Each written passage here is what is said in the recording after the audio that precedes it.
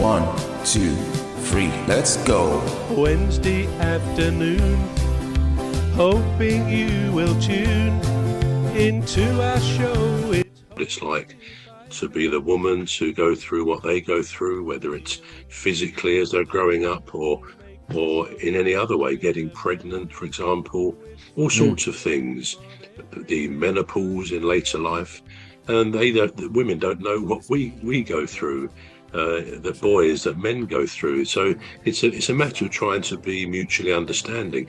But I do think women probably feel a man who might be a bit possessive rather than just a bit jealous in a healthy way. But to be possessive, when you start saying, well, I don't really want you doing that, I don't want this, that's when I think a marriage or a relationship, not necessarily marriage, can go off the rails, because maybe there's more of a programming in us men to look after, to protect, to defend, and that's all in our biology. We can't apologize for that, but in a way that can take over a bit and almost know what's best for your partner. And I think women are very aware they don't want that level of possessiveness, because it can be a poison chalice. And I suppose the truth is, when we meet somebody, if you don't really know them, for the first 3 or 4 months, it's well known that we only show somebody what we want them to see. It's all a little bit artificial for the first 3 months. Gradually, though, if the relationship carries on, people they can't help but show more of themselves. And that's when people will realise they're not completely compatible on this or that, and so on. And hopefully the relationship goes forward. It's just quite useful, really, to see some of the background to these things. What about something like a crush or infatuation? Do you think they can be defined as love? Jerome, what do you think, Jerome? In fact, I wouldn't classify that as love on my side. Just you seeing someone dreaming of the person and wanting to be with the person. Personally, I would just say no. Okay. Yeah, what about you? Yeah, go on. I'll just say no. I'm just leave it like that for now. It's the beginnings of a relationship, isn't it, really? What about you, Cuz? Do you think that's a crush, so-called, is part of love, or the beginning of love? Yeah, I think a crush is perfectly normal. I think it's good to we all dream, don't we?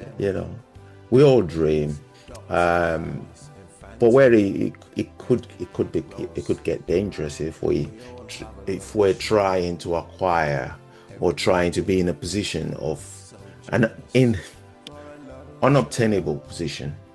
It's dangerous. But yeah, you can have a crush on somebody. That's not a crime. You can have a crush on somebody that you can't even dream of being with. That's why it's called a crush. You never think you would ever be able to be with that person, but you still dream about it. You think, well, I wish. And some people go as far as having pictures of this person plastered over their walls of their bedroom. They just look at it and they know it's not, they know they can't attain it. But if somebody then start acting on their crush, that they start, it then becomes stalking, don't it? that's where stalking comes in. There's a bit of a leap there, but yeah, you're probably right. Yeah. 1, 2, 3, let's go. Wednesday afternoon, hoping you will tune into our show. It's hosted by Cuz. He'll introduce the gang who'll make the show go with a bang, with fun. Right. Yeah. I mean, just to conclude. Sorry, Jerome, did you have something to say there? When someone starts talking, and you think, because with love, I believe it should be mutual. yeah, from both parties. But if you just, oh, okay, you just see someone on the street or that doesn't know you, or probably on the screen, you start dreaming and start stalking.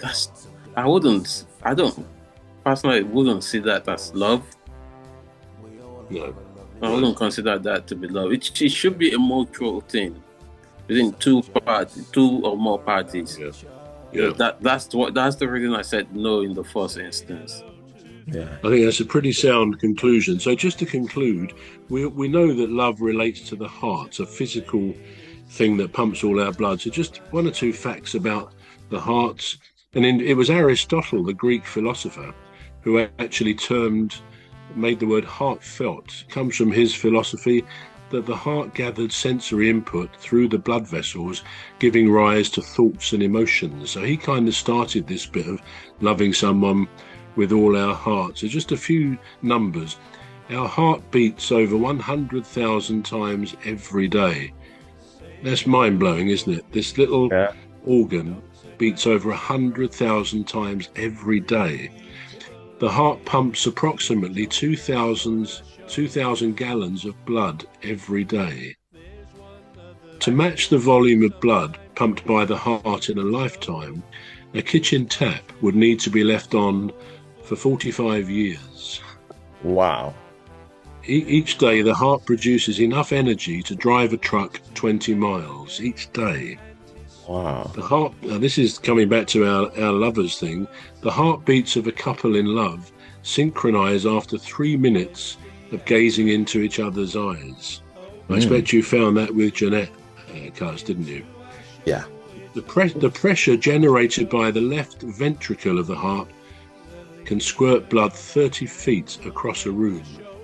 And lastly, a woman's heart beats approximately 8 beats per minute faster than a man's, which is quite an interesting one. So there we are. That's love, the love conundrum. Yeah. Things we didn't know about love. There we are. Yeah. Well, I had to say that in case Janet's listening to it in another 10 years. I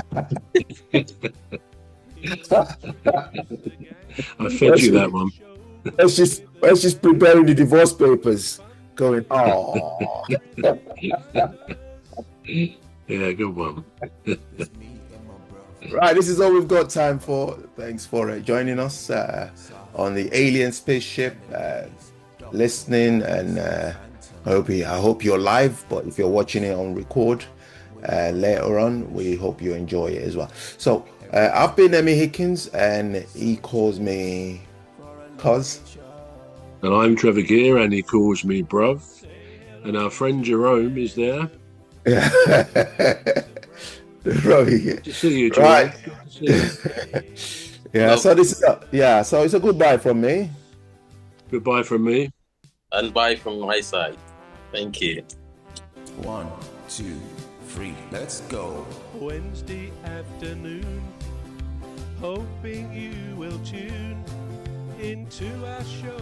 It's hosted by Cuz. He'll introduce the gang who'll make the show go with a bang.